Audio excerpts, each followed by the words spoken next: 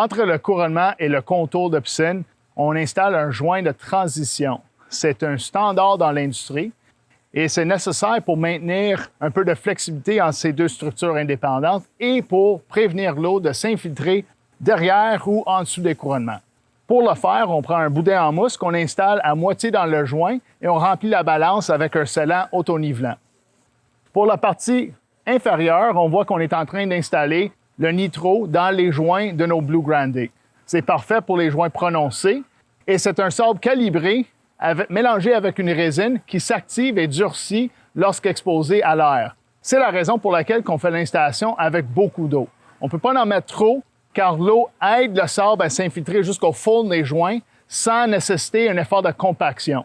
Donc, c'est parfait dans cette application avec les grandes dalles. La partie inférieure est tellement petite qu'on peut avoir une pente pour évacuer l'eau et la diriger vers le gazon. Cependant, la partie supérieure est si grande et également est entourée de murs dont on doit gérer l'eau autrement.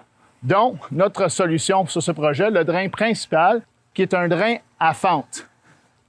Un détail spécifique de ce modèle, c'est que ce système de caniveau est offert en plusieurs segments de profondeur différentes qui nous permettent de maintenir la pente désirée sur toute la longueur, mais tout ça caché en dessous de notre système de pavage.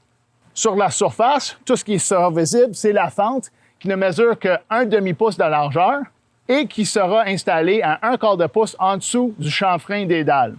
De plus, cette barre centrale rend la circulation sur cette surface sécuritaire et facile pour la famille et les invités. Un détail important à noter, c'est le ruban masqué qu'on a installé pour empêcher que notre sable nitro se ramasse dans le drain avant la complétion des travaux.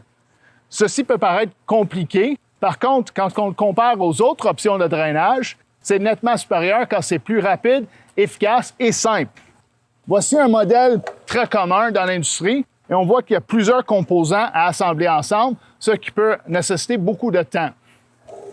Également, le volume d'eau qu'on peut capter est inférieur à cette option. L'autre option qu'on voit souvent, c'est le boîtier de drain. Désavantage de ce modèle, il y en a deux, surtout dans ce type de projet. Un, pour la superficie, ça en prendrait plusieurs drains, donc ça affecte l'esthétique du projet. Et deux, c'est avec l'utilisation de ces grandes dalles, c'est très difficile de faire les contours nécessaires pour diriger l'eau dans l'ouverture. Afin de donner une allure plus distinguée à cette section du projet, on a décidé d'utiliser la dalle Industria Flora qu'on va installer sur une structure en acier faite sur mesure pour cacher la couverture automatique de la piscine. On a décidé d'utiliser les modèles Daisy et Dahlia en alternance pour donner un look plus unique à cet endroit.